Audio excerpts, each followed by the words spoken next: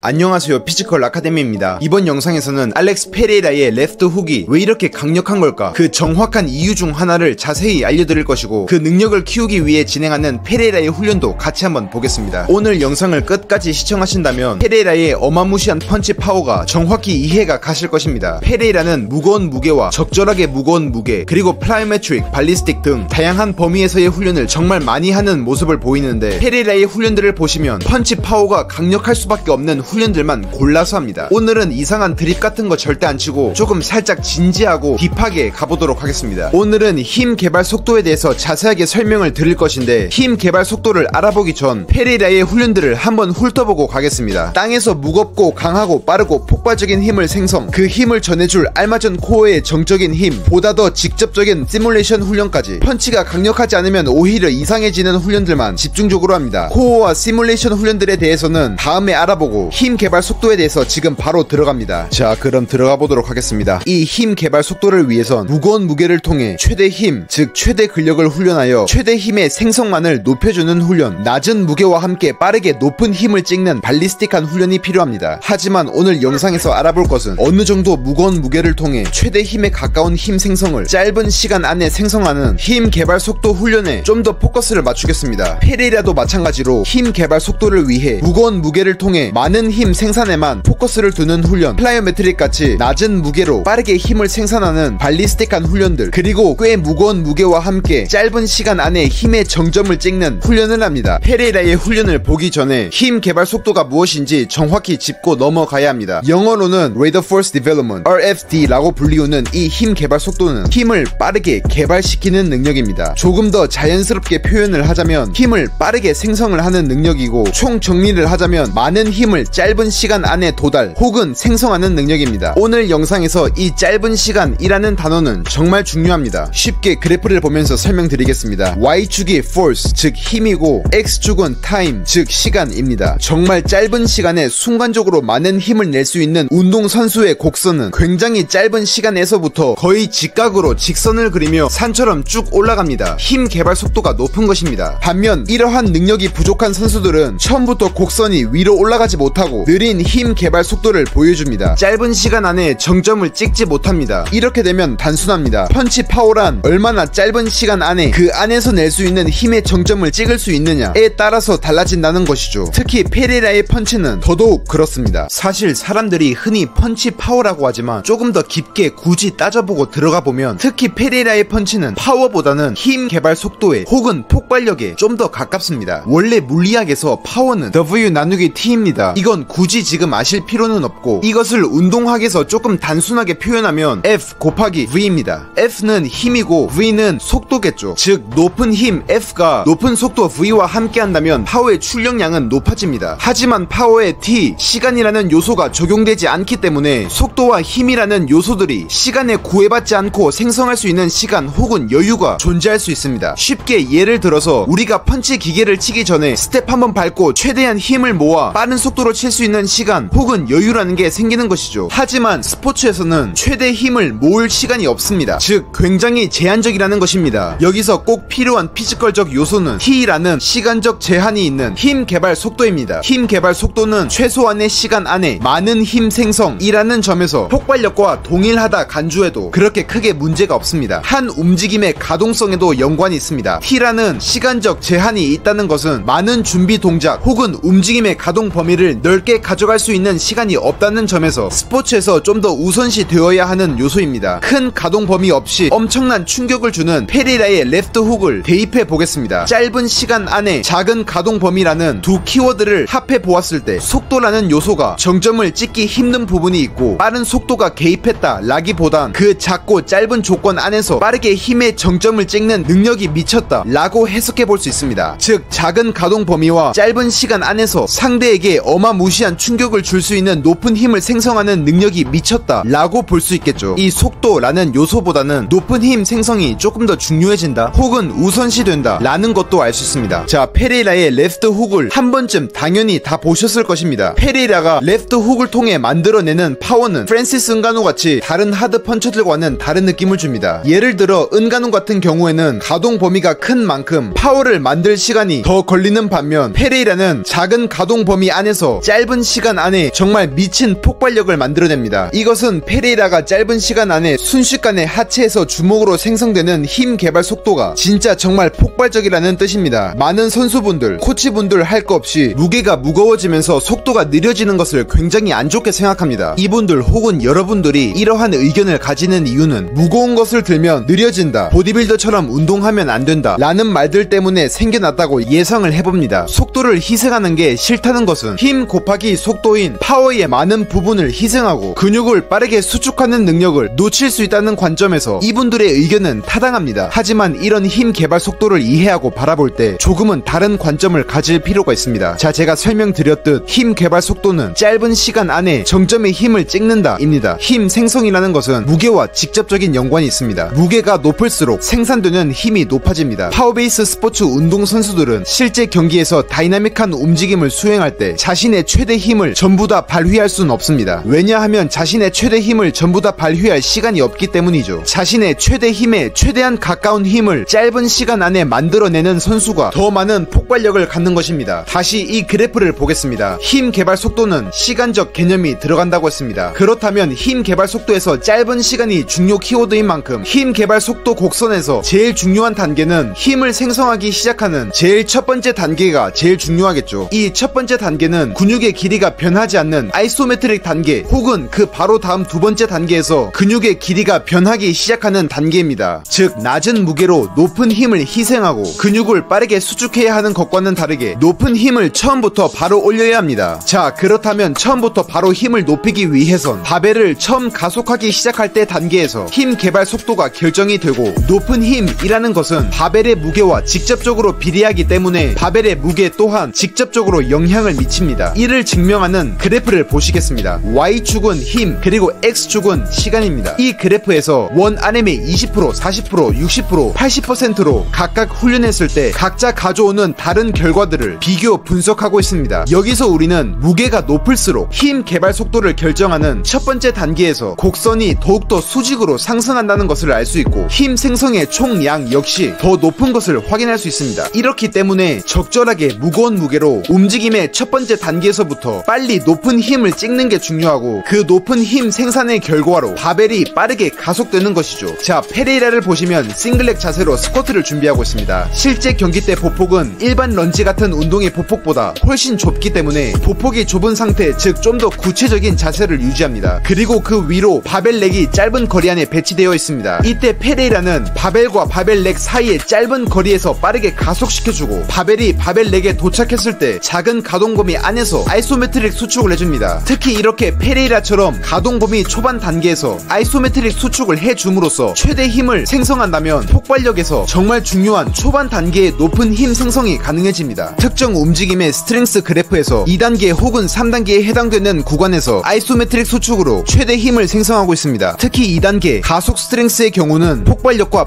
84%의 연관성을 보일 정도로 정말 중요한 구간이죠. 이렇게 아이소메트릭 훈련의 장점 중 하나는 정말 높은 힘 생성이 가능하다는 점과 타격 선수들에게 중요한 하체에서 올라오는 힘을 상체까지 전해주는 전이성 또한 엄청나게 좋아지는 효과도 볼 수 있습니다. 다음 운동 보겠습니다. 하이풀 동작입니다. 페레이라는 이 훈련을 정말 자주 하는 모습을 보입니다. 하이풀 동작은 폭발력을 끌어올리기 정말 좋은 훈련입니다. 페레이라는 굉장히 무거운 중량으로 이 하이풀 동작을 하는 모습을 보여줍니다. 중량이 무거운 만큼 속도를 희생하는 모습을 보여주지만 바벨이 이미 가속되어 난이도가 더 쉬워지면서 힘 생성이 줄어들기 전, 즉 관성이 없는 첫 단계에서 정말 많은 힘을 생산할 수 있습니다. 이러한 무거운 훈련들은 짧은 시간 안에 그리고 첫 단계에서 최대한 높은 정점의 힘을 찍는데 중점을 둔 훈련들입니다. 자신이 시간과 상관없이 낼 수 있는 최대 힘에 최대한 가까운 높은 힘을 짧은 시간 안에 생성하기 위한 훈련이죠. 힘 개발 속도를 높이기 위해 가벼운 무게로 빠르게 힘을 생성하는 발리스틱한 훈련들, 페레이라가 정말 많이 하는 플라이오메트릭 훈련도 정말 필요합니다. 그리고 원 RM에 가까운 무거운 훈련도 정말 필요하죠. 나중에 제가 더 깊숙하게 힘 개발 속도에 대해서 설명드리고 그에 대한 정확한 훈련법 등을 알려드리도록 하겠습니다. 하나 설명하기 시작하면 말이 멈추질 않아. 항상 한 가지로 영상을 다 채워버려서 다른 것들은 나중에 설명드리겠다고 맨날 말만 하는 피지컬 아카데미였습니다.